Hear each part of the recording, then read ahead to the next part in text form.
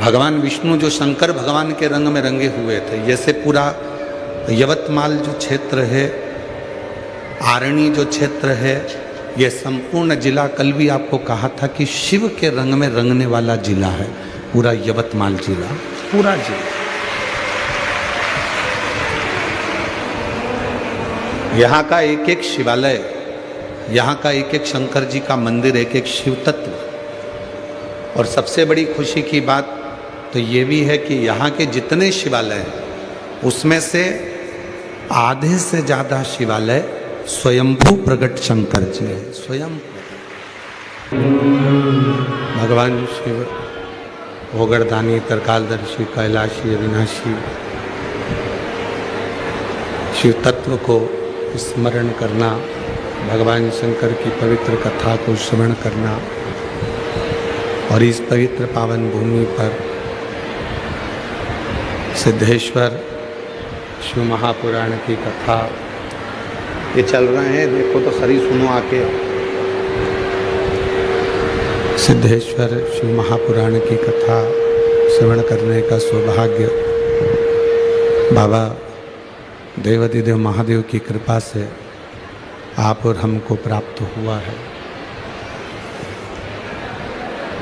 शिव एक विश्वास का प्रतीक है।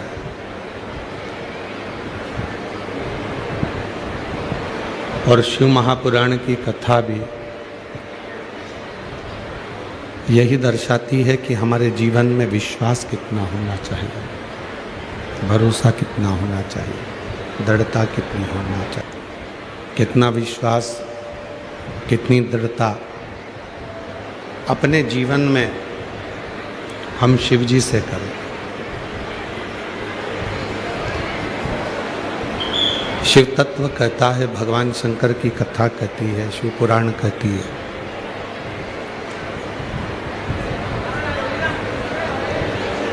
ये संपूर्ण जो संसार है, संपूर्ण जो भूमि है,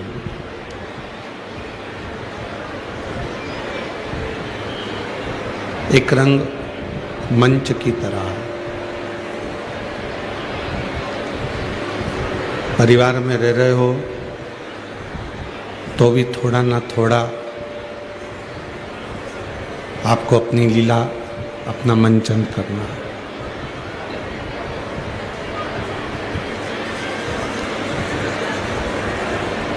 रिश्तों में रह रहे हो तो भी थोड़ा ना थोड़ा मंचन करना।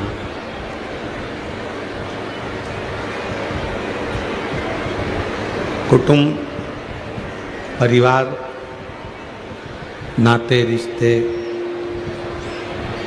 ये जितने भी हैं, ये कहीं ना कहीं हमको दर्शाते हैं कि हम हमारा मंचन कर रहे हैं। पर इस संपूर्ण जगत को कठपुतली की तरह नचाने वाला कोई और नहीं, स्वयं देवाधिदेव महादेव है। और उन्हीं शिव को पहचानने में हमारा संपूर्ण जीवन निकल जाता है।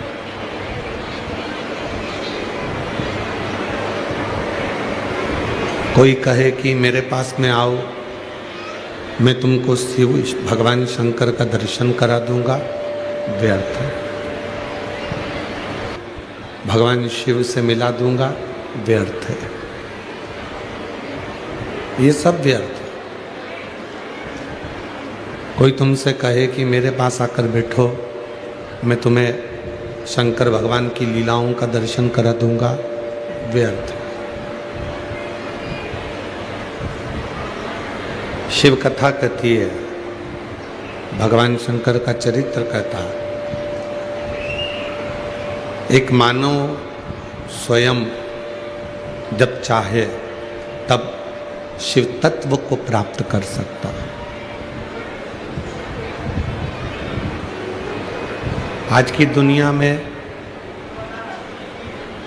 समझाने वाले बहुत मिलेंगे पर समझने वाले कम मिलेंगे।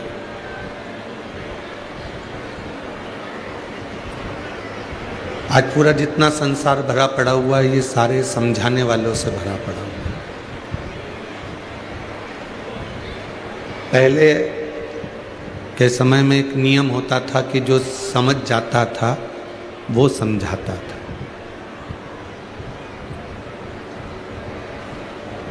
जिसने समझ लिया कि हाँ ये ऐसा है, फिर वो समझाने का प्रयास करता था। पर आज का जो समय है, इस समय में लोग समझते कम हैं और समझाते ज़्यादा। और शिव पुराण क्या कहती है कि जिसने गुलाब जामुन खाई है वही गुलाब जामुन का स्वाद बता सकता है।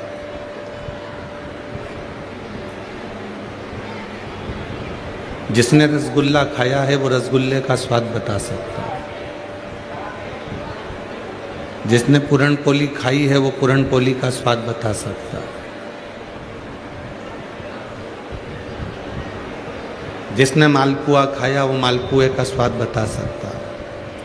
और जिसने मालपुआ खाया ही नहीं है, जिसने पूरण पोली खाई ही नहीं है, जिसने रसगुल्ला गुलाब जामुन खाई ही नहीं है और वो आपको रसगुल्ले का स्वाद बताए, तो ये हो नहीं सकता।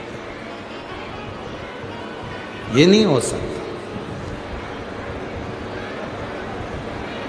पर स्वाद भी किसको बताया जाता है? आपने आज रसगुल्ला खाया, व्हाट्सएप पे लिख के भेजा क्या किसी को कि आज मैंने 4 रसगुल्ले खाए? किसी ने लिखा? जम के बोलो जरा, लिखा किसी ने? नहीं। आज मैंने गुलाब जामुन खाई, किसी ने अपने स्टेटस पर, किसी ने अपने इंस्टाग्राम पर लिख के डाला कि मैंने आज गुलाब जामुन खाई? कोई नहीं। जो गुलाब जामुन खा गया, जो रसगुल्ला खा गया, उसने अपने अनुभव को अपने स्टेटस पे नहीं लगाया कि मैंने गुलाब जामुन खाई, कि मैंने रसगुल्ला खाया। उसने नहीं लगाया। उसने तो बस पेट भर कर खा लिया और उसके हृदय में संतुष्टि हो गई, उसके मन में तृप्ति हो गई।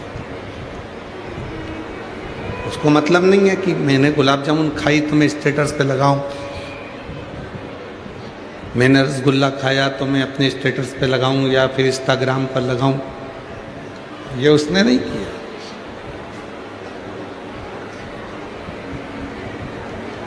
केवल उसने अनुभव किया कि मैंने जो खाया वो मुझे तृप्ति है। कोई पूछेगा तो मैं कह सकती हूँ कि मैंने रसगुल्ला खाया था और उसका स्वाद ऐसा था। सकती हूँ कि मैंने गुलाब जामुन खाई थी, उसका स्वाद ऐसा था। उसी तरह शिव महापुराण की कथा भी यही कहती है। आप जब भगवान शंकर की मंदिर में जाते हैं, शिव जी को एक लोटा जल चढ़ाते हैं, शिव का गुणगान करते हैं, शिव का स्मरण करते हैं, शिव भक्ति करते हैं, शिव मंत्र जाप करते हैं, श्री शिवाय नमस्तुभ्यम का स्मरण करते हैं, या भगवान शंकर की भक्ति में डूबे रहते हैं, और कोई तुमसे पूछे क्यों तू मंत्र जपती है तो तुझे कोई फायदा हुआ क्या, तो बस उसी तरह से हो जाना कि भैया मैंने गुलाब जामुन तो खाई है, पर मैं इंस्टाग्राम पे नहीं डाल सकती कि मैंने कितनी खाई है, मैं स्टेटस पे नहीं लगा सकती कि मैंने रसगुल्ला कितना खाया है, मैं किसी को बता नहीं सकती कि मैंने मालपुआ कितना खाया है। बस उसी तरह से श्री शिवाय नमस्तुभ्यम का जब जप करो, जब भजन करो, जब स्मरण करो, जब कीर्तन करो, राम कृष्ण हरि राम कृष्ण हरि राम कृष्ण हरि हरि विठ्ठल पांडुरंगा विठ्ठल पांडुरंगा विठ्ठल, जब जपो। कितना जप लिया ये ना बताओ, कितना बज लिया ये ना बताओ, बस इतना करो कि ये अनुभव मेरा है और ये आनंद भी मेरा, किसी दूसरे का नहीं। ये आनंद मेरी जिंदगी का वो आनंद है जिस आनंद में मैं परमात्मा की भक्ति में डूब जाता हूं। और वो आनंद, एक बार संत श्री तुकाराम जी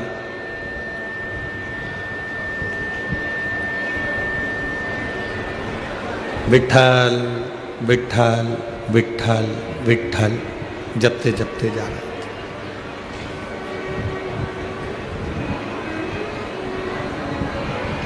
अपनी मस्ती में संत तुकाराम जी जा रहे थे। विठल पांडुरंगा विठल, राम कृष्ण हरि विठल।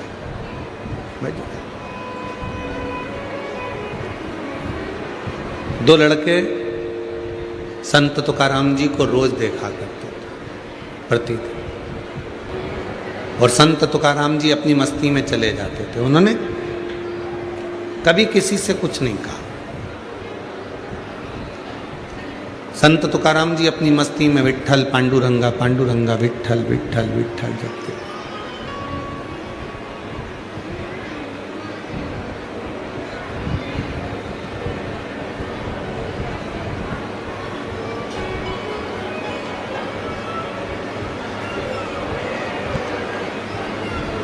दो लड़के खड़े हैं, तुकाराम जी को रोज देखते हैं। तुकाराम जी कुछ नहीं कहते, अपनी मस्ती में चले जाते। और तुकाराम जी की एक आदत थी, कोई देख रहा है ना तो वहां थोड़ी देर खड़े होकर रामकृष्ण परमहंस की तरह रामकृष्ण हरि विठल विठल का कीर्तन करने लगे।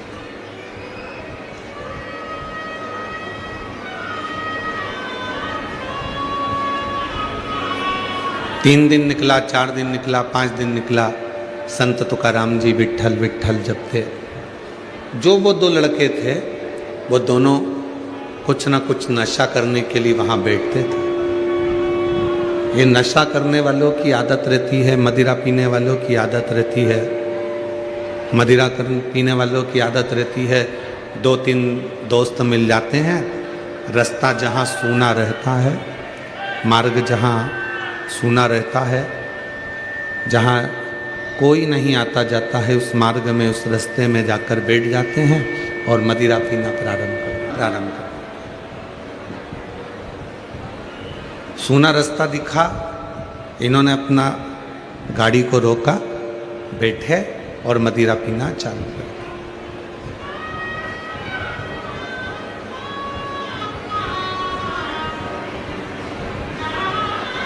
रामकृष्ण संत तुकाराम जी ये जानते थे कि ये दोनों जो हैं, ये दोनों जो हैं, ये दोनों मदिरा के नशे को धारण करने के लिए बैठते हैं, और मुझे जब देखते हैं तो नशे में ही रहते हैं।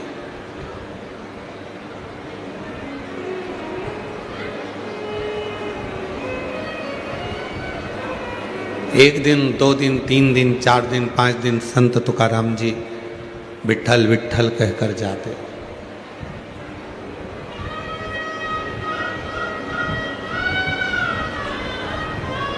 संत तुकाराम जी के स्वभाव का वर्णन करते हुए किसी संत ने कहा, 15 दिन तक संत तुकाराम जी उसी रास्ते से निकल कर जाते हैं और विठल विठल करते हुए जाते हैं। 16वें दिन संत तुकाराम जी जब उस रास्ते से निकल कर जा रहे थे तो संत तुकाराम जी विठल पांडुरंगा धीरे बोल रहे थे, और वो दोनों नशा करने वाले भी विठल पांडुरंगा के नशे में डूब चुके थे। वो भगवान की अविरल भक्ति को भज रहे। वो विठल पांडुरंगा विठल पांडुरंगा विठल पांडुरंगा विठल पांडुरंगा का भजन करते चले जा रहे थे। वो विठल पांडुरंगा कहते चले।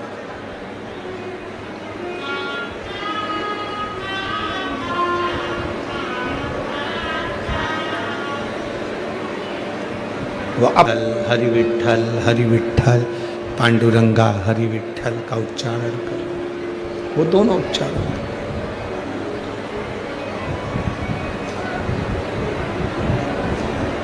शिव नाम का, राम नाम का, कृष्ण नाम का, भगवान की भक्ति का रस यदि आपकी जिंदगी में एक बार चढ़ गया तो ये निश्चित है वो रस आप दूसरे को भी चढ़ाकर जरूर रहते हो। जो नहीं चढ़ पाता उसको भी चढ़ाने का प्रयास।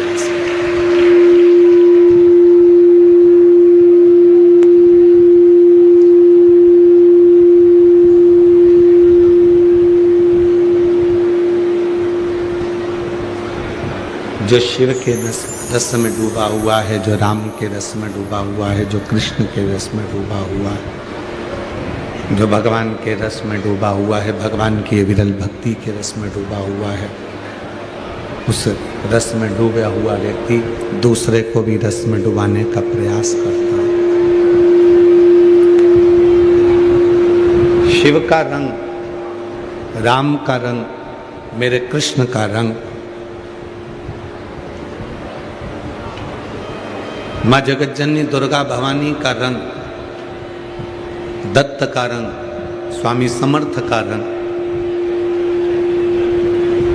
भगवान की विरल भक्ति का रंग एक ऐसा रंग होता है जिस रंग में व्यक्ति अकेला सराबोर नहीं होता, दूसरे को भी बोल लेता है। वो दूसरे को भी उसमें बोलता है, वो अकेला उसमें नहीं। दूसरे को भी उसमें भिगोने का, दूसरे को भी उसमें समाने का, दूसरे को भी उसमें रमाने का प्रयास करता है। यहाँ होली का त्यौहार मनाते हो आप लोग? जम के तो बोलो, मनाते हो होली का त्यौहार? तो होली के त्यौहार में क्या होता है, कोई भी एक व्यक्ति, एक दोस्त या परिवार का कोई एक व्यक्ति अगर उसको रंग लग गया, कलर लग गया, तो निश्चित है वो दूसरे को रंग कर ही मानता। दूसरे को रंगे बिगर वो रहता ही नहीं। पत्नी को रंग लगा तो वो पति को जरूर लगाएगी, देवरानी को रंग लगा तो वो जेठानी को जरूर लगाएगी, एक भाई को रंग लगा तो वो दूसरे को जरूर लगाएगा, एक दोस्त को रंग लगा तो वो दूसरे दोस्त को जरूर लगाएगा।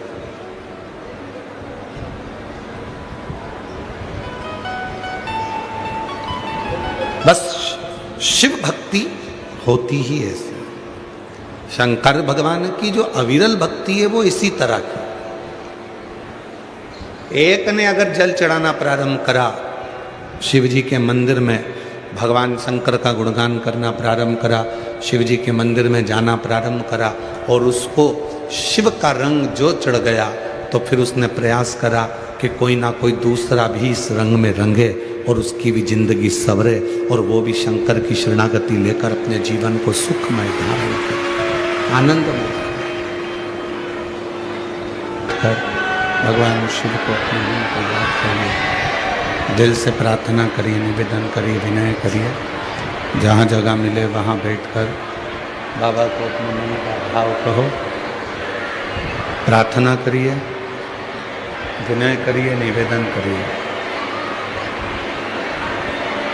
हृदय से बाबा को अपने मन का भाव कहिए।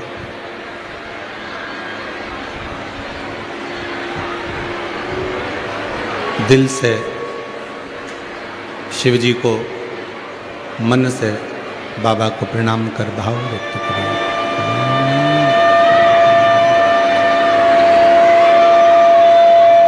शिव महापुराण की कथा कह रही है, शिव तत्व कह रहा है। दो नशे करने वाले के मुख से भी भगवान हरि विठ्ठल पांडुरंगा का स्मरण करा देते हैं संत तुकाराम जी।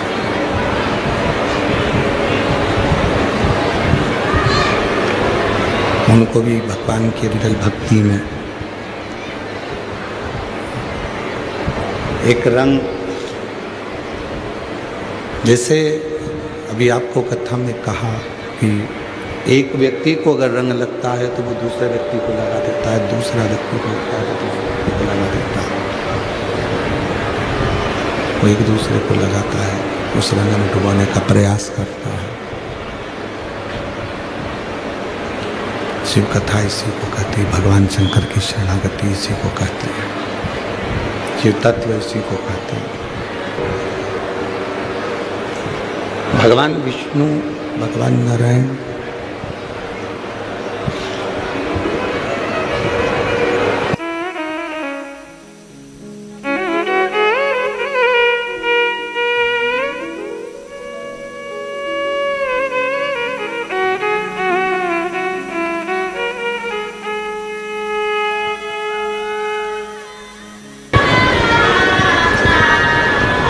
शिव कथा कहती है, भगवान शंकर की कथा वर्णन कर रही है, शिव तत्व कह रहा है। शिव कथा कहती है, भगवान शंकर की पवित्र कथा वर्णन कर रही है। भगवान विष्णु स्वयं भगवान नारायण भगवान शंकर के रंग में ऐसे रंगे हुए थे, भगवान शिव की भक्ति में ऐसे रंगे हुए थे कि एक बार ब्रह्मा जी और भगवान विष्णु के बीच में एक प्रश्न खड़ा हो गया।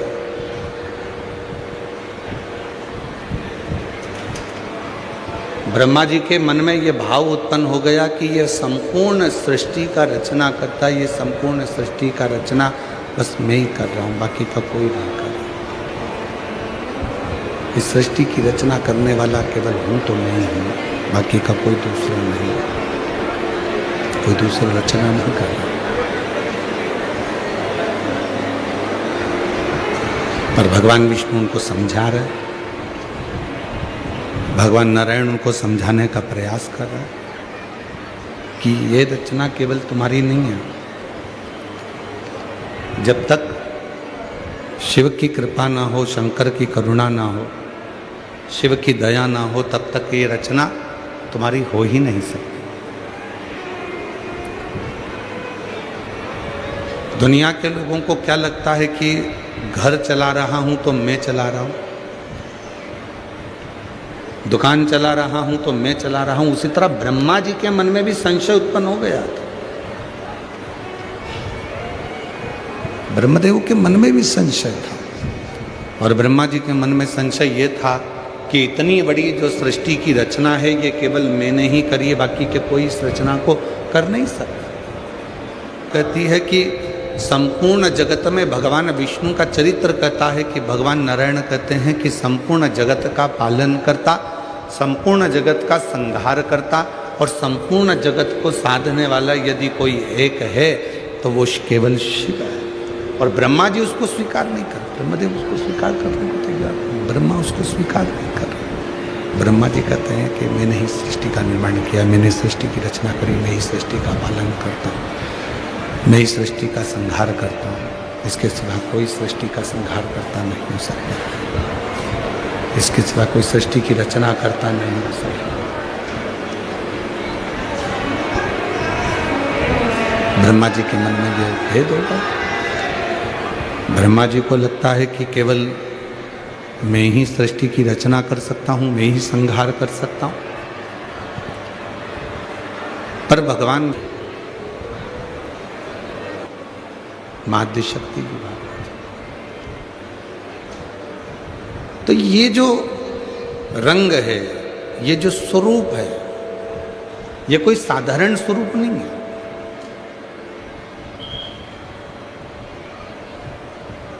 ब्रह्मा जी के मन में जो संशय था, ब्रह्मा जी के हृदय में जो संशय था कि ये संपूर्ण जगत में ही चला रहा हूँ, मैं ही संहार करता हूँ, और मैं ही जन्म देने वाला हूँ, और मैं ही चलाने वाला हूँ। तो भगवान विष्णु जिन भगवान शिव के रंग में रंगे हुए थे, भगवान शंकर के रंग में रंगे हुए थे, उन्होंने ब्रह्मा जी को भी इस रंग में रंगना चाहा। अभी आपको कथा में कहा, एक मित्र को यदि रंग लग जाता है तो वो दूसरे मित्र को लगा देता है, एक भाई को रंग लग जाता है तो वो दूसरे भाई को लगा देता है, एक बहन को रंग लग जाता है तो वो दूसरी बहन को रंग लगा देता है, पत्नी को रंग लगता है तो वो पति को लगा देती है।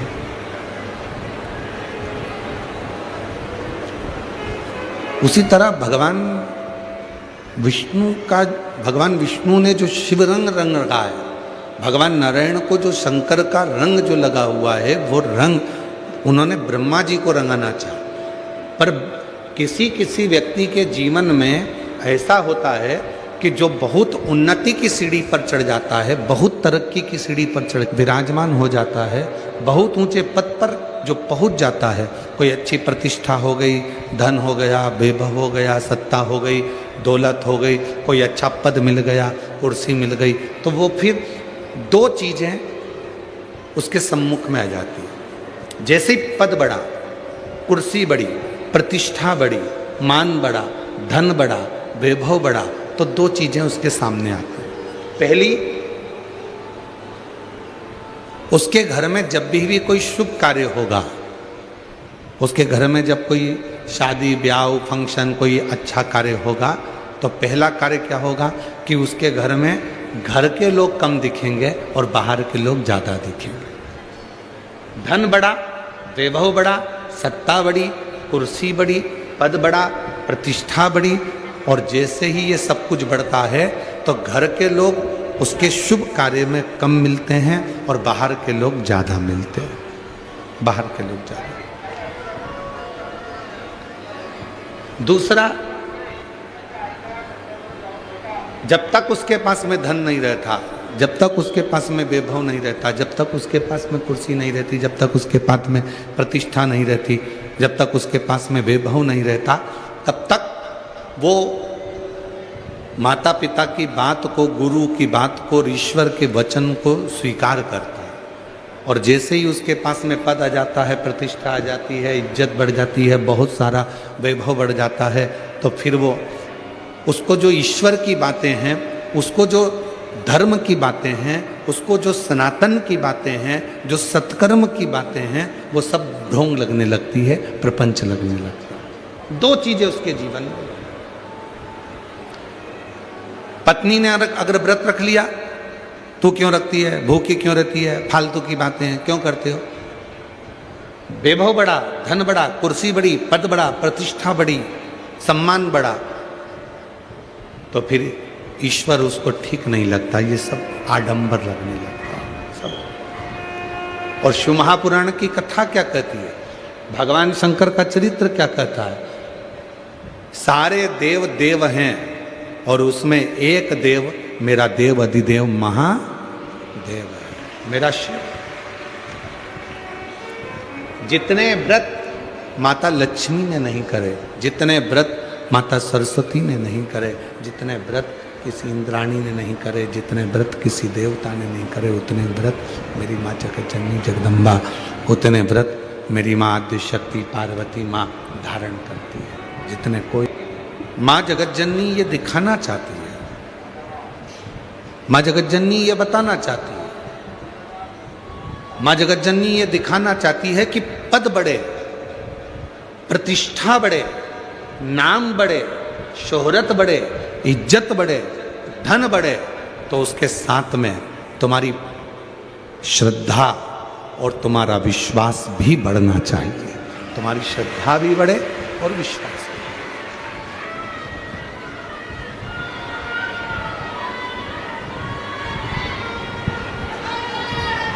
हमें यहाँ का तो नहीं मालूम, हमें यहाँ का स्मरण नहीं है महाराष्ट्र का, पर हमारे मध्य प्रदेश में, हमारे सीहोर जिले में हमें वहाँ का स्मरण है कि जब नारी बच्चे को जन्म देती है, एक माँ अपने बच्चे को जब जन्म देती है, एक नारी जब बच्चे को जन्म देती है, घर पर जब उसको लेकर आते हैं उस नारी को, बच्चे को, तो उस नारी को जब बच्चे को, नारी को घर पर लेकर आते हैं तो उसके कमरे में, उसके कक्ष में थोड़ा सा कंडा जलाकर या अग्नि जलाकर अजवाइन की उसको धूप दी जाती है। उसके केश, उसके बाल, उसके कपड़े, उस पर अजवाइन की गंध दी जाती है, थोड़ी अग्नि जलाकर। यहाँ का नहीं मालूम हमको, पर यहाँ भी अगर हो सकता है कि कई माताएं तो अगर जानती होंगी तो हो सकता है कि जब हॉस्पिटल से या बच्चे को लेकर माँ अपने घर में आती है, स्नान करती है, स्नान करने के बाद जो माँ बच्चे को जन्म देती है वो स्नान करती है तो उसके बालों में अजवाइन की गंध दी जाती है, उसके कपड़ों में अजवाइन की गंध दी जाती है। इधर होता है क्या? जम के तो बोलो, होता है? हमने गुजरात में भी पूछा था तो उन्होंने भी कहा था वहाँ भी होता है। हम एक बार हरियाणा में भी पूछे थे, वहाँ भी होता है। महाराष्ट्र में पूछना रह गया था तो आपसे पूछ लिए। एक कथा मिलती है, कई बहुएं कहती हैं क्या माँ ये आजकल का ये ढोंग प्रपंच है, आजकल का ये गलत कर्म है, पर एक कथा मिलती है आनंदेश्वर महादेव की।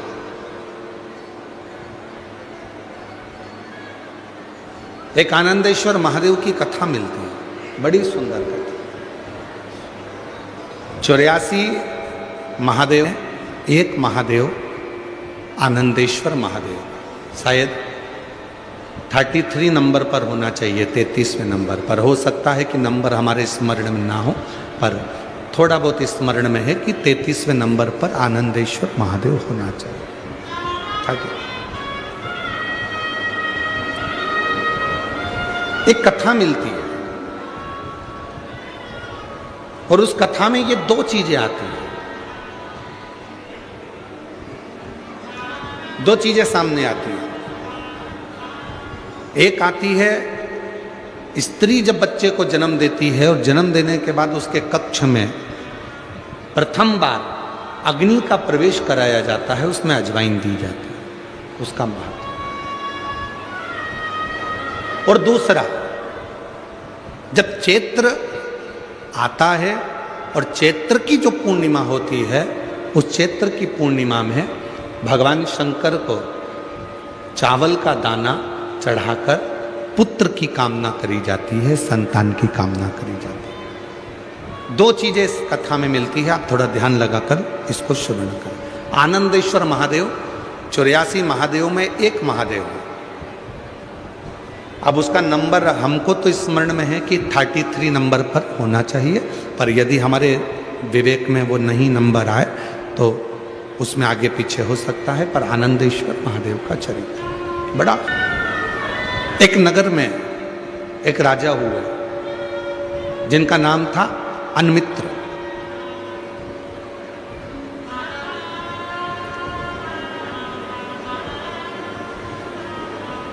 अनमित्र राजा की धर्मपत्नी का नाम था वरवरणी।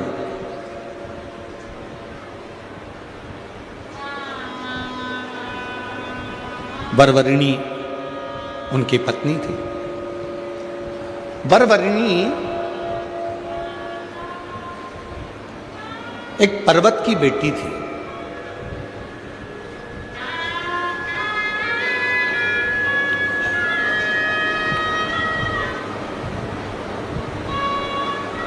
बड़ी सुंदर थी, विद्वान भी बहुत थी।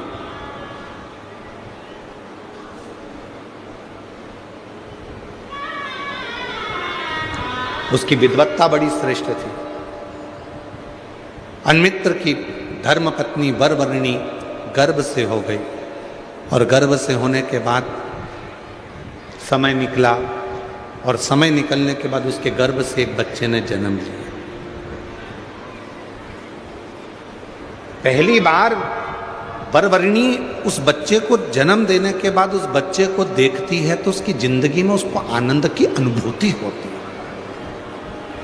और कौन मां है जो बच्चे को देखकर आनंद ना पावे? जब गोदी में बच्चा आता है, गोदी में लाल आता है, तो माता के चेहरे पर प्रसन्नता बढ़ जाती है। कष्ट कितना भी झेला हो उसने, कष्ट कितना भी झेल हो, पर बच्चे को देखकर उसके जीवन में खुशी आ जाती है, उसके जीवन में एक आनंद आ जाता है। कितना भी कष्ट क्यों ना झेले, कितना भी कष्ट से क्यों ना बीते, कितने भी कष्ट से वो निकले, पर उसने अपने बच्चे को देखा, बच्चे को देखा और उसके जीवन में खुशियाँ आ गई, उसके जीवन में आनंद आ गया।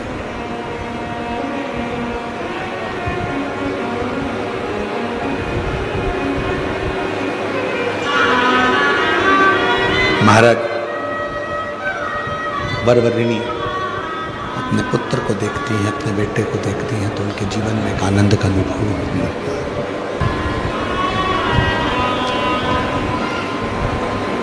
वरवर्णी उस पुत्र को लेकर अपने कक्ष में गई, और जैसे ही पुत्र को लेकर कक्ष में गई, बस वरवर्णी ने जैसे ही उस पुत्र को देखकर कहा कि तू मेरा पुत्र है, मेरी जिंदगी की वो सीढ़ी मिल गई कि अब मुझे कहीं भटकना नहीं पड़े, कहीं भटकना नहीं पड़ेगा। जो बालक गोदी में था उसने बोलना चालू कर दिया, बालक बोलना प्रारंभ कर दिया।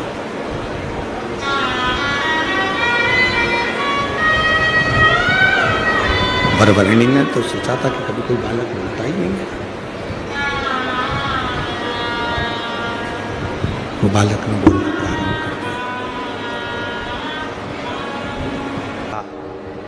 पुत्र बोलना प्रारंभ कर दिया, और बेटे ने जैसे ही बोलना प्रारंभ करा, पुत्र ने जैसे ही बोलना प्रारंभ करा, बेटा जैसे ही बोलना प्रारंभ करा, वरवर्णी की बुद्धि स्थिर ही नहीं रही। आज तक मैंने नहीं देखा कि कोई बच्चा जन्म के समय पर बोल रहा। आज तक मैंने ये नहीं देखा कि कोई बच्चा जन्म के समय पर बोल रहा। जन्म लेते से ही बच्चे की वाणी आ गई, जन्म लेते से ही बच्चा बोलना प्रारंभ कर दिया।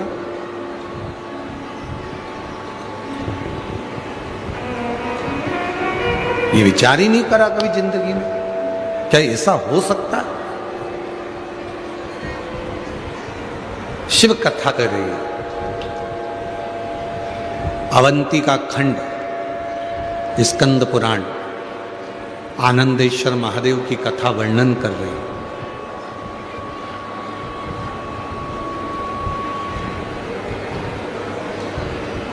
जैसे ही वरवर्णी बेटे की आवाज सुनती है, शब्द सुनती है, तो कहती है,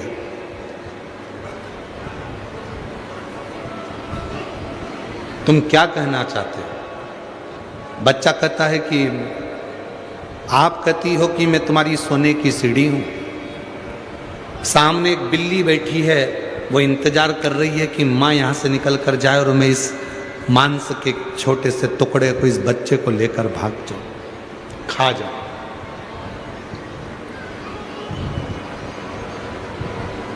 आप कहते हो कि मेरे सोने की सीढ़ी है, बिल्ली भी इंतजार कर रही है कि ये मेरा भोजन है। और एक असुरी, एक राक्षसी सामने बैठकर मुझे झांक रही है, जातहरणी, जिसका नाम है जातहरणी, वो भी मुझे देख रही है, वो भी मुझे खाना चाहती,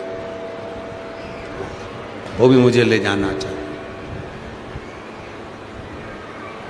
जातहरणी का मतलब मालूम है?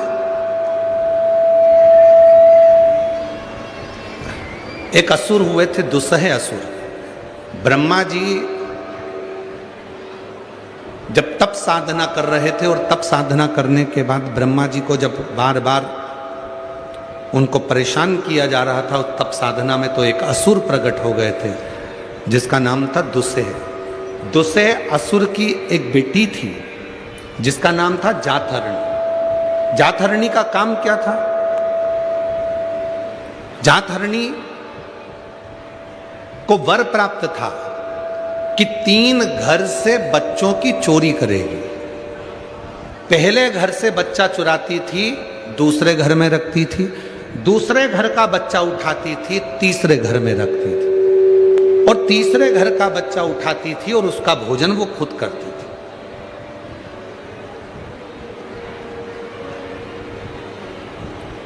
प्रथम घर के बच्चे को ले जाकर दूसरे बच्चे के घर में रख देना, दूसरे के घर का बच्चा उठाकर तीसरे के घर में रख देना, और तीसरे का बच्चा उठाकर स्वयं उसको खा लेना। ये जातहरणी का भोजन था। वो असुरी का भोजन ही यही था। वो जातहरणी असुरी का भोजन यही था। उस भोजन को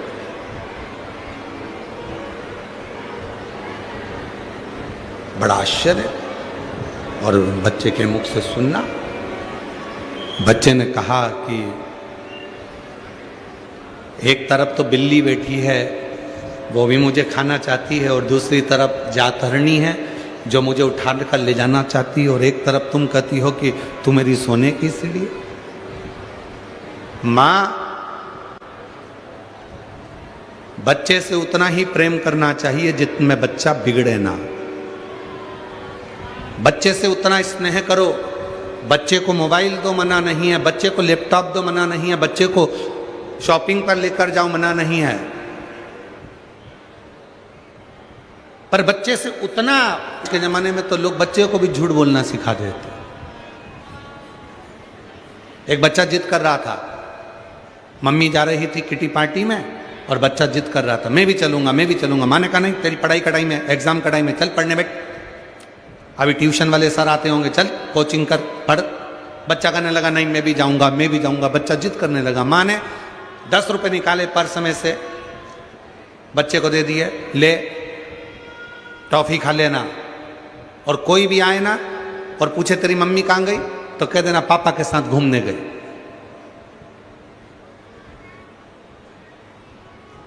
झूठ बोलना किसने सिखाया? माँ ने। कह देना पापा के साथ घूमने गई है। अब आज मालूम पड़ा कि कोई साहब मर गए, पापा की जल्दी छुट्टी हो गई,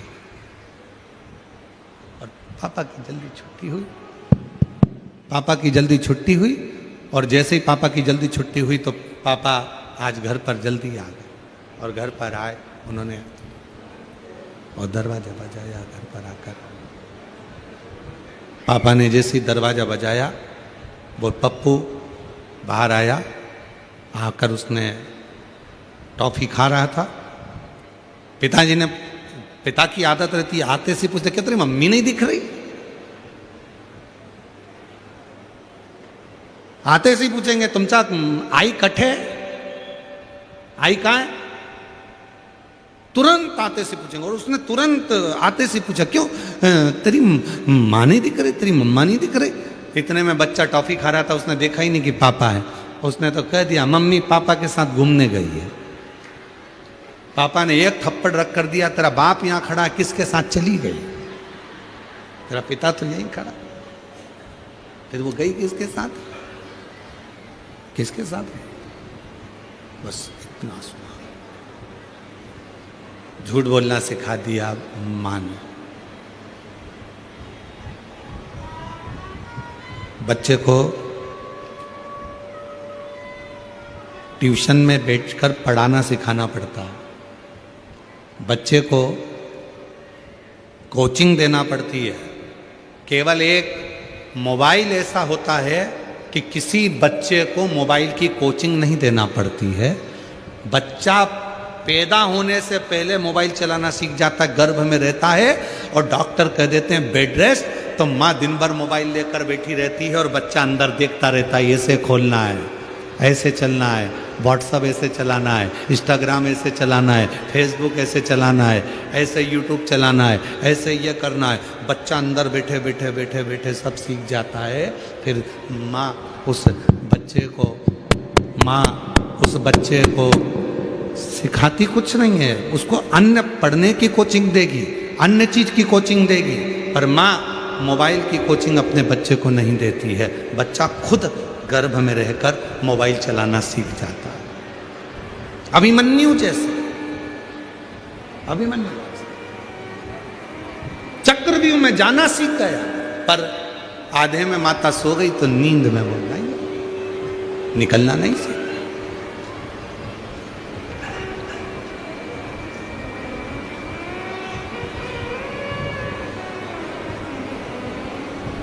देव, हम मना नहीं करते तुम्हारे बच्चे को मोबाइल मत दो, देव। हम मना नहीं करते तुम्हारे बच्चे को मोबाइल मत दीजिए, दीजिए, पर उस बच्चे को मोबाइल भी उतना दीजिए जितना उसकी जिंदगी के लिए सार्थक हो। उसकी जिंदगी बिगाड़ दे तो वो मोबाइल किसी काम का नहीं।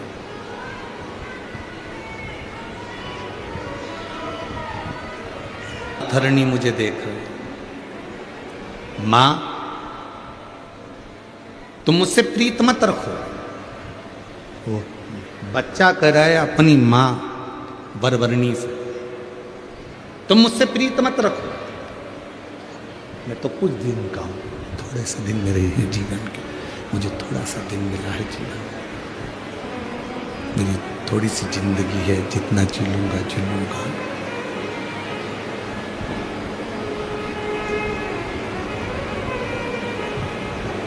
ये छोटा सा जीवन मुझे मिला, छोटा सा जीवन,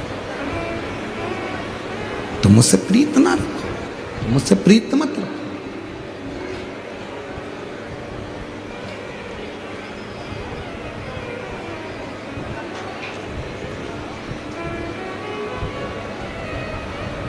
थोड़ी देर बाद एक ये बालक वरवरणी का और एक कपिल देव जी महाराज। कपिल देव जी महाराज ने भी अपनी माता देवहूति को ज्ञान दिया था, और वरवरणी का जो पुत्र हुआ है आनंद, उसने भी अपनी माता को ज्ञान दिया। देवहूति को जो ज्ञान मिला था, उस देवहूति ने उस ज्ञान से अपने जीवन को सार्थक कर लिया।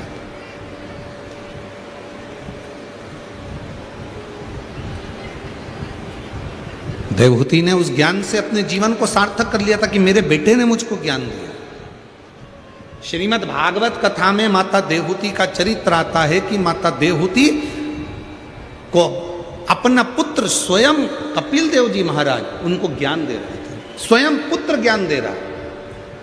और शिव पुराण यह कहती है कि ज्ञान कहीं से भी प्राप्त हो, कैसे भी प्राप्त हो, कभी भी प्राप्त हो, उसको ग्रहण कर लेना चाहिए।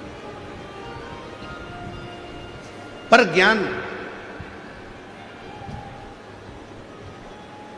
आडंबर के अंधकार में नहीं होना चाहिए, पाखंड के अंधकार में ज्ञान नहीं होना चाहिए।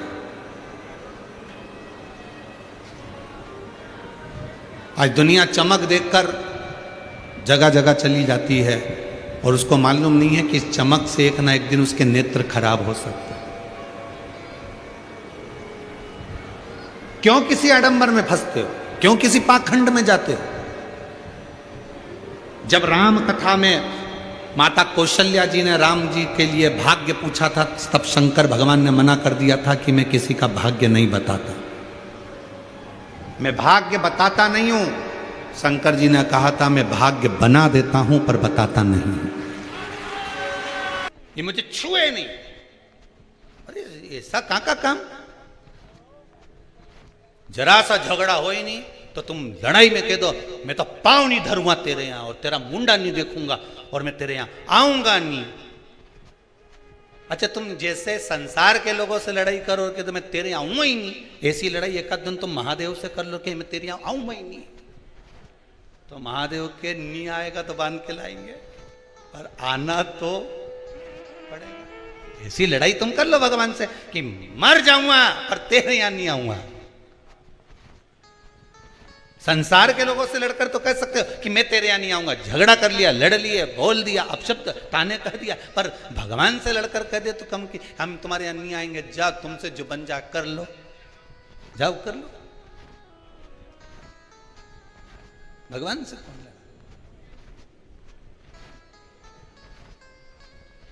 अमृत की वो बूंद है चंद्रमा बरसा रहा।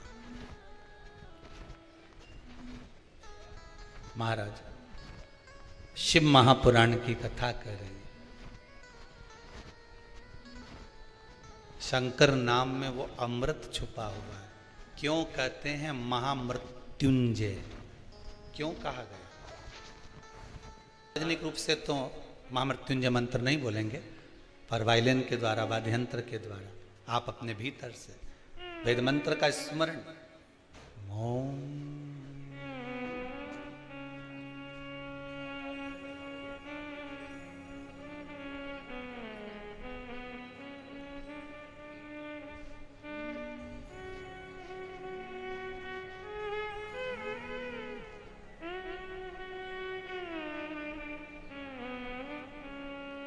इसमें अमृत छुपा है। एक बार आप नेत्र बंद कर इसी वाद्य यंत्र के साथ ध्यान लगाकर इस त्र्यंबक मंत्र का, महामृत्युंजय मंत्र का फिर एक बार स्मरण करिए।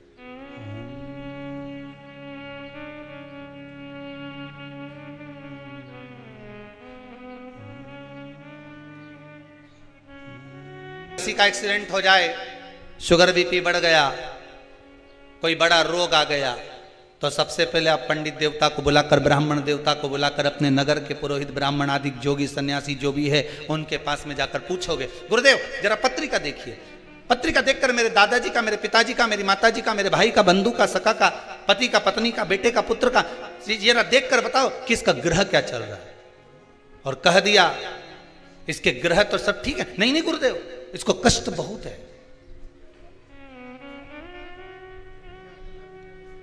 बहुत कष्ट में। किसी भी ब्राह्मण देवता से पूछोगे, नगर के किसी ब्राह्मण जन से आप पूछोगे, किसी विद्वान पंडित जी से आप पूछोगे, तो वो अगर शरीर में कष्ट है, रोग है, बीमारी है, बड़ी विपदा आन पड़ी है, तो कोई तुमसे नहीं कहेगा कि कनक धारा का पाठ करिए, कोई तुमसे ये नहीं कहेगा कि श्री सूक्त का पाठ करिए, कोई तुमसे ये नहीं कहेगा कि पुरुष सूक्त का पाठ करिए। अगर विपदा बड़ी है, रोग बड़ा है, तकलीफ बड़ी है, कष्ट बड़ा है, तो कोई तुमसे ब्राह्मण जन, विप्रजन, विद्वान पंडित जन एक बात जरूर कहेंगे कि महामृत्युंजय का अनुष्ठान करवा लीजिए। क्यों? महामृत्युंजय के उस मंत्र में क्या छुपा है? महामृत्युंजय के उस मंत्र में है क्या? तो महामृत्युंजय के उस मंत्र में चंद्र और शिव का अमृत तत्व छुपा हुआ है।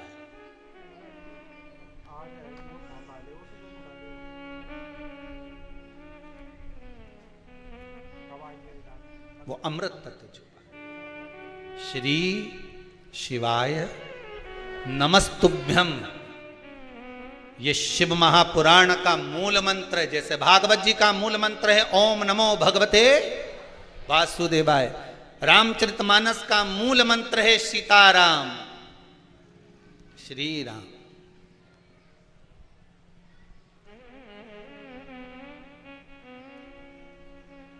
शिव महापुराण का मूल मंत्र है श्री शिवाय नमस्ते। इस मंत्र में कुछ तो सुख होगा। ये किसी ने पर्चा लिखकर भेजा है, देखिए, कमल किशोर जी शर्मा, मान सिंह चिकतलाया, इंदौर से आए हुए हैं। कहाँ बैठे हैं? कहीं बैठे हैं इधर? कमल किशोर जी ने पत्र लिखा है, तो इन्होंने लिखा है, मैं इंदौर मध्य प्रदेश से अपने परिवार व मेरी साली साड़ू भाई के साथ कुबेरेश्वर धाम आया हूँ। मेरे परिवार के साथ में रुद्राक्ष महोत्सव में मैं भी आया था, रुद्राक्ष प्राप्त किया था। मैंने मेरे पुत्र की नौकरी की कामना करी थी और बाबा ने मेरे बेटे की नौकरी लगा दी है। ये पत्र आया है, जहाँ बैठे होंगे उनका स्मरण होगा।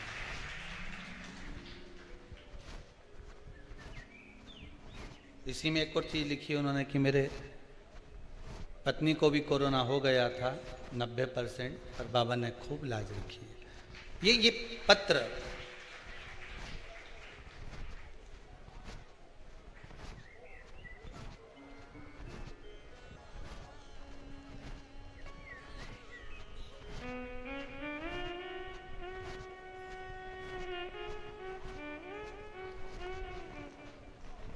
शिव देने वाला, शिव लेने वाला।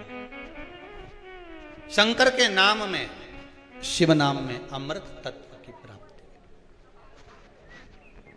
अमृत। आप जब फ्री रहा करो, हम तो कहेंगे कुबेरेश्वर धाम में अगर आए हो, कुबेरेश्वर धाम में अगर पहुंचे हो और बाबा की कथा सुनने के लिए आए हो, तो जितना देर आपको समय मिला करे एकांत में बैठकर, कुबेरेश्वर धाम की कंकर में शंकर है, बैठकर, नहीं आए जिस जगह पर बैठकर कथा सुन रहे हो, भोजन बनाते हुए, सोफे पर बैठकर भोजन करते हुए, क्योंकि ये समय 11 बजे से 2 बजे का समय तो खाने का भी, निपटाने का भी है।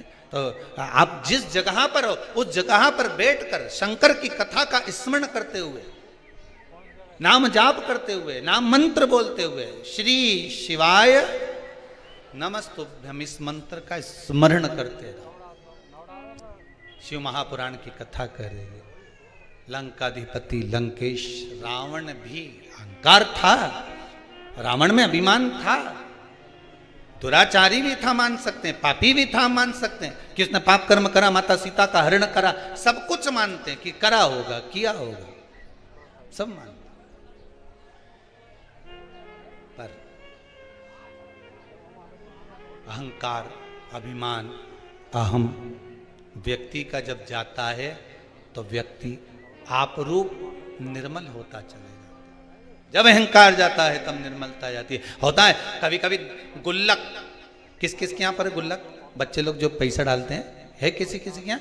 आप लोगों क्या, जितने लोग आस्था पर कथा सुन रहे हैं, एक छोटे से बच्चा, छोटा बच्चा एक गुल्लक तैयार करता है, उस गुल्लक में रुपया डालता जाता है, पैसा डालते जाता है, गुल्लक में रुपया पैसा भरते जाता है, पैसा डाल रहा है, रुपया डाल रहा है।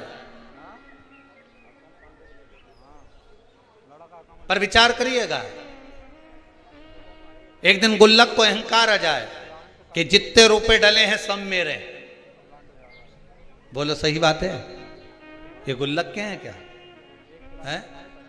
और एक दिन गुल्लक को अहंकार आ जाए कि जितना रुपया डाला ये सब मेरा है, इसमें जितना पैसा पड़ा सब मेरा है, और गुल्लक को अहंकार आ जाए और एक दिन कहीं का व्यक्ति आए और छोरे ने जो गुल्लक उठाई ने उनके दो दोचा फेंका ने पैसा सब निकल के बाहर आया, तब गुल्लक को समझ में आया कि जब तक मैं फूटी नहीं, जब तक मुझे फोड़ा नहीं, जब तक मुझे तोड़ा नहीं, जब तक मैं टूटी नहीं, तब तक ये धन मेरा था। गुल्लक को अभिमान था जब तक धन मेरा था, और जैसी टूट गई फिर समझ में आया कि ये धन मेरा नहीं था, मैं तो गुल्लक थी, इकट्ठा कर रही थी, दूसरे के लिए जोड़ रही थी, और एक दिन जिसके लिए जोड़ा उसी ने मुझे, हर जम के तो बोलो, तोड़ा। मैंने जिसके लिए जोड़ा उसी ने मुझे तोड़ा, और तोड़ा तो मैंने जिंदगी भर इसी के लिए जोड़ा था, मुझे छोड़ना पड़ेगा, देना पड़ेगा। गुल्लक की कथा नहीं, अपन सब की कथा है। जैसे गुल्लक में 5-5 रुपया, 2-2 रुपया, 10-10 रुपया, 50-50 रुपया, 100-100 रुपया, 1000-1000, 2000, ये सब जोड़ जोड़ कर जो हमने रखा गुल्लक में, उसी तरह हम गुल्लक की तरह हैं। एक छोटा सा प्लाट है, खरीद लो, थोड़ा सा बना लो, किसके लिए? बच्चे बड़े होंगे उसमें रहेंगे। गुल्लक की तरह हम भी जोड़ना है। साड़ी मिली माई कैसे? नी पहनी, अच्छी थी, बेटी के लिए रख दी, और अच्छी थी, बहू को चढ़ावे में चढ़ा देंगे। रकम ले रही हूं दिवाली पर, ऐसी रकम लूं कि बहू के चढ़ावे में चढ़ जाए, ऐसी रकम लूं कि बेटी के काम में आ जाए, ऐसी रकम लूं कि छोरा पहन ले, ऐसी रकम लूं कि छोरी पहन ले। अब हम गुल्लक की तरह पैसा जोड़ रहे हैं, जोड़ रहे, जोड़ रहे, और जिसके लिए जोड़ा एक दिन उसी ने तोड़ा। जिस चीज का तुमको अहंकार होगा, जिस चीज का तुमको अभिमान होगा, सबसे पहले परमात्मा उसको खींच लेगा। स्वयं चंद्रदेव की कथा कहती है, चंद्रमा को अहंकार आ गया था, मेरी सुंदरता इतनी है, इतनी सुंदर चंद्रदेव स्वयं इतने इतने अभिमानित हो गए कि अपने गुरु की धर्म पत्नी तक को निगाह में, दृष्टि में भर लिया। अहंकार,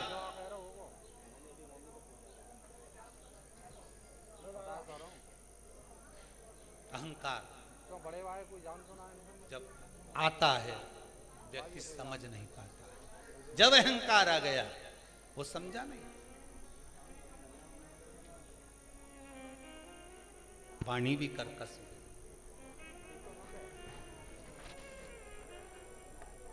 कौआ और कोयल दोनों में सबसे अच्छा कौन बोलता है? जम के तो बोलो जरा। कोयल अच्छा बोलती है, ठीक है। कौए ने तुम्हारा कुछ बिगाड़ा क्या? अरे बोलो तो जम के। नहीं। कोयल ने तुमको रिश्वत दी क्या? तो फिर तुमने कोयल का नाम काय को लिया है?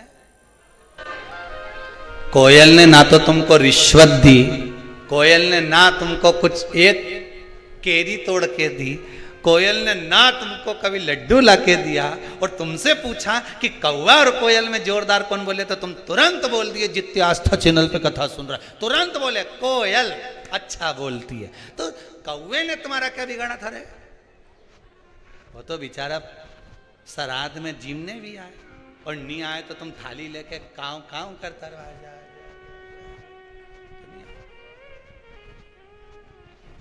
इसके बाद भी तुम्हारा पितरों के नाम से आए जीवने तो भी तुम्हारे मुंह पे नहीं आया कि कौवा अच्छा बोले। तुम्हारे मुख पे आया तो एक ही बात आई, ने कोयल अच्छा बोले। ना कोयल ने तुम्हें रिश्वत दी, ना मोती दिया, ना लड्डू दिया, ना पेड़ा दिया, ना कपड़े दिलाए, ना एक बार कभी दिवाली पे घूमने गई तुम्हारे साथ। ना वो कोयल कभी तुम्हारे को शॉपिंग मॉल में लेके गई कि कभी एक आध बार हैंडसेट दिला दिया हो, मोबाइल दिला दिया हो। इसके बाद भी तुम्हारे मुख पर नाम आया तो कोयल का आया। कौवे ने तुम्हारा कुछ बिगाड़ा? कभी कौवे ने गाली दी, अपशब्द बोला हो, कभी तुम्हारे लिए आड़ा टेढ़ा करा बोला? कभी नहीं। पर कारण केवल एक था कि कौवा बोलता बड़ा बेकार था और कोयल बोलती बड़ा मीठा थी। बस निवेदन यही है, आप किसी को धन दो मत दो, आप किसी को दौलत दो मत दो, आप किसी को संपदा दो मत दो। मेरा निवेदन केवल इतना सा है, घर में जितनी माताएं निवास करती हैं, घर में जितनी बहुएं निवास करती हैं, घर में जितने बेटे रहते हैं, घर में जितने बुजुर्ग रहते हैं, उन सब से निवेदन है कि कौवा ना तो किसी का कुछ बिगाड़ता है और कोयल ना किसी को कुछ देती है तो भी कोयल की बड़ाई होती है। उसी तरह तुम भी कुछ मत दो, रोटी बनाना हो तो बनाओ, नहीं बनाना मत बनाओ, जाओ ने कमरा में सो जाओ, पर मुंडा से जो आवाज निकालो तो कोयल जैसी निकालो तो दुनिया में तुम्हारा पूछने वाला ढेर हो जाए। वाणी की प्रधानता, वाणी ऐसी बोलिए जो मन का आपा खोए। पर आज के जमाने में वाणी ऐसी बोलिए जो जम के झगड़ा होए, पर उससे मत बोलिए जो तुमसे तगड़ा। बोलो, मना नहीं, तुम करो काम, ना करो तुम्हारी मर्जी पड़े उतना करो, पर मुख से जो वाणी निकले श्रेष्ठता की निकलना होना चाहिए। जो मुख से वाणी निकले वो अच्छी निकलना होना चाहिए, श्रेष्ठतम।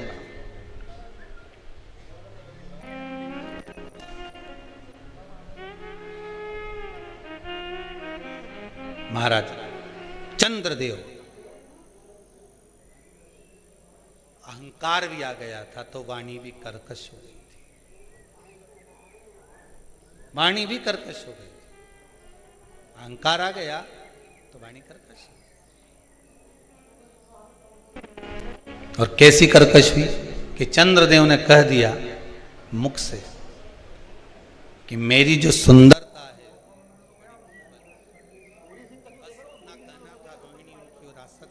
सारी रानियां दुखी हो गई। ससुर को मालूम पड़ा, ससुर ने श्राप दे दिया, चंद्र मैं तुम्हें श्राप, तुम्हारी काया गलने लगे, गिरने लगे, वो काया का रोग तुमको होगा। बस कारण यही शिव महापुराण की कथा कहती है, जिस चीज का तुम्हारे को अहंकार होगा, जिस चीज का तुमको अभिमान होगा, सबसे पहले वही जाए, वही।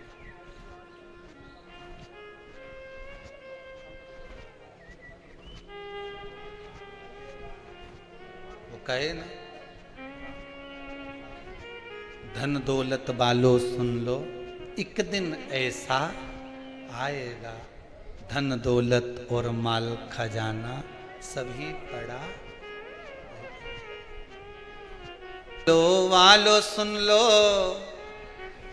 जिनको एक मिनट एसी के बिगर नींद नहीं आए, वो शमशान में 3 दिन कैसे रहेगा?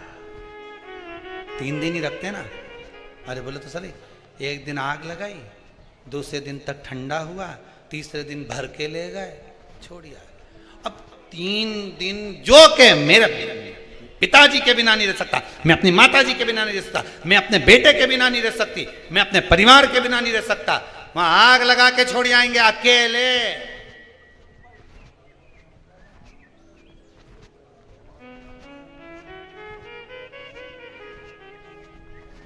हमारा तो निवेदन है, जो जिसको ज्यादा लगे ना कि मैं बिना एसी के नहीं रह सकता, मैं तो कहीं पे भी जाता हूं तो एसी का कमरा चाहिए, एसी का कमरा, उनसे निवेदन है शमशान में जाने से पहले एक एसी लगवा जाना।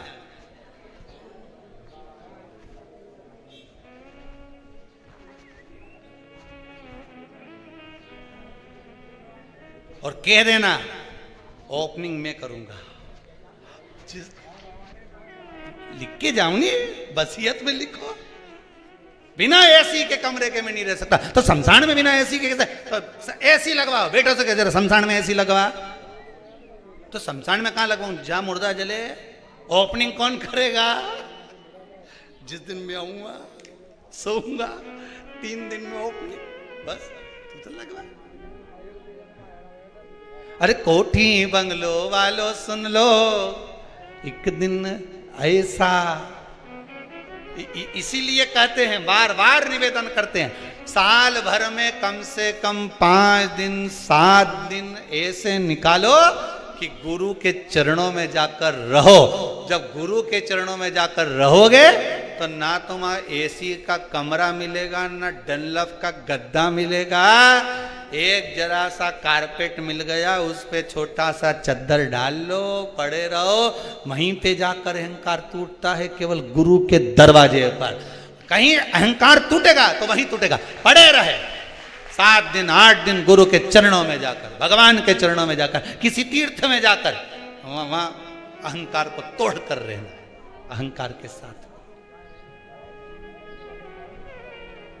चंद्र को अहंकार था, काया का काया बेकार, ऐसी गई काया, टपकने लगी, टपक रही, रोने लगा चंद्रदेव। क्या करूं मैं, करूं क्या? देव ऋषि नारद मिले, नारद भी गुरु हैं, गुरु ने बता दिया, और गुरु होता ही ऐसा है, मार्ग बता दिया।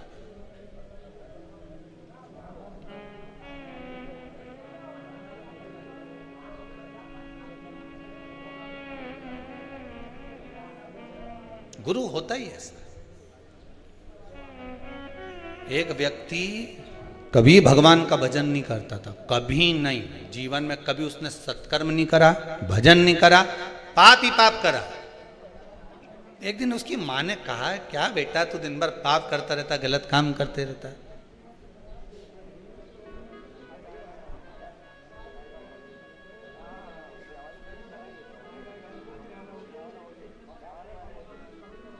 अच्छा देखो, 3 सोते हुए अच्छे लगते हैं। कौन? जम के बोलो। 3 सोते हुए अच्छे लगते हैं। पहले नंबर पर शेर, दूसरे नंबर पर पियक्कड़। अब हंसे क्यों? अब इसमें हंसने की बात क्या? अब उसमें सीधी बात, 3 सोते हुए अच्छे लगते हैं। पहले नंबर पर शेर, दूसरे नंबर पर पियक्कड़, तीसरे नंबर पर सांप। ये तीनों जागते हैं तो गड़बड़ी करते हैं,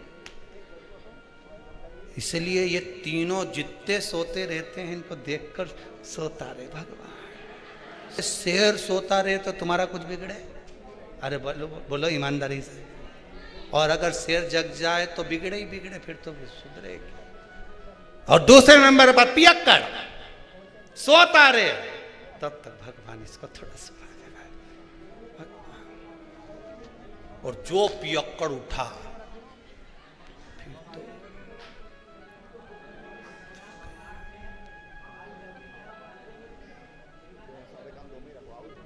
और तीसरे नंबर पर सांप सोता हुआ अच्छा लगता है।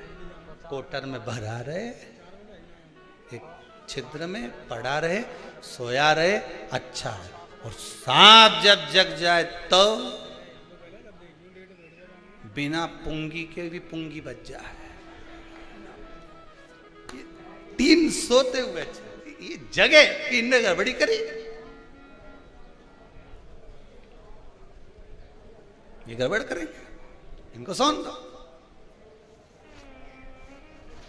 अभिमान जब आया, काया तो एक कहा वो पाप कर्म में लिप्त था। माँ ने कहा बेटा कभी पुण्य भी कर लिया कर। कोई पुण्य नहीं करूंगा, मेरे को करना ही नहीं कोई पुण्य, मैं तो पाप ही करूंगा।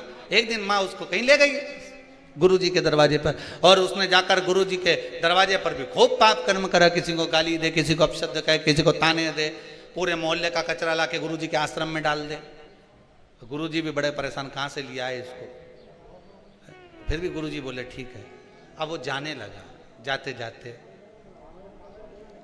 गुरुजी ने बहुत सारी बात एक दिन उसको लकड़ी तोड़ते समय कह दी। तोड़ते तोड़ते लकड़ियों को उतारते उतारते गुरुजी ने उसको बहुत सारी बातें कही। तो गुरुजी ने उससे पूछा, मैंने जो कहा तूने सुना? तो पापी जो जीव था वो बोला, काय को सुनूं, मैं मेरी माँ को कह के आया था, एक शब्द नहीं सुनूंगा तुम्हारा। गुरुजी ने कहा नहीं सुना, नहीं सुना। अरे नहीं सुना तो क्या हुआ, परंतु अब तो सुन ले। क्या? कल शाम को 4 बजे तू मर जाएगा।